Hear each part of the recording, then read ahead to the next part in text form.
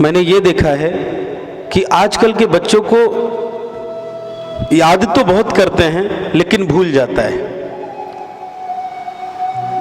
कई लोगों ने बोला महाराज जी याद तो बहुत करते हैं। कुछ लोग हमारे पास जब पत्रिका दिखाने आते, जन्म पत्रिका या कुंडली इत्यादि, तो बोलते महाराज याद तो हम बहुत करते हैं लेकिन वो हमें भूल जाता है, उसके लिए कुछ उपाय बताएं। तो हम आप सभी को ये बताना चाहते हैं कि जिनको भी ये परेशानी है, जिनको भी याद करते करते भूल जाता है, याद करने के बाद याद तो कर लेते हैं लेकिन फिर भूल जाता है, उनको क्या करना चाहिए? वो नित्य प्रातः उठने के बाद खाली पेट प्राणायाम करें। लेकिन प्राणायाम कैसे करें, किस तरीके से करें, वो मैं आपको बताता हूं। अगर प्राणायाम की विधि आपकी ये होगी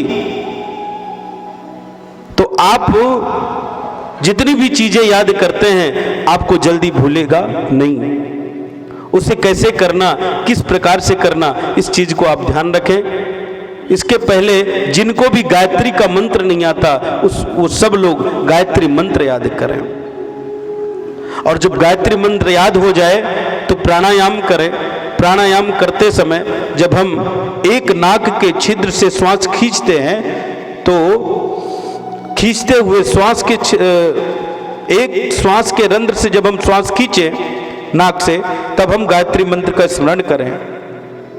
ओम भूर्भुवः स्वः तस्य वितुर्वरेण्यं भर्गो देवस्य धीमहि धियो यो नः प्रचोदयात्। ऐसा खींचने के बाद उस मंत्र को अपने कुछ क्षण अंदर ही स्मरण करें, और स्मरण करने के बाद जब दूसरे नाक से हम उस श्वास को छोड़ें तब हम पुनः उस गायत्री को बोले, गायत्री मंत्र को बोले ओम भूर्भुवः स्वः।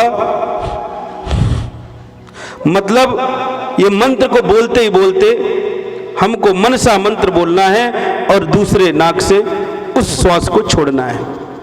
अगर ऐसा 3 मिनट किया जाए प्राणायाम, गायत्री मंत्र को लेकर के एक नाक से श्वास को खींचे और गायत्री मंत्र को ही स्मरण करते हुए दूसरे नाक से छोड़े, तो ऐसा करने से मानव की जो मस्तिष्क है पूर्णतः विकसित होता है।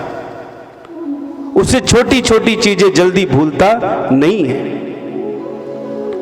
एक बार याद करेंगे तो चीज जल्दी भूलेगी नहीं। एक तो आप गायत्री मंत्र याद करें, या तो फिर गायत्री मंत्र के बाद जब हम छोड़ते हैं तो आपो ज्योति रसोमृतम ब्रह्म भूर्भुवः स्वरम, इस मंत्र का श्वास छोड़ते हुए स्मरण करें। नहीं अगर ये मंत्र आता है तो आप जो है पुनः गायत्री मंत्र का स्मरण करके दूसरे नाक से उस श्वास को छोड़ें। ऐसा करने से आपकी जो बुद्धि है अतिशय विकसित होगी। प्रेम से बोलो।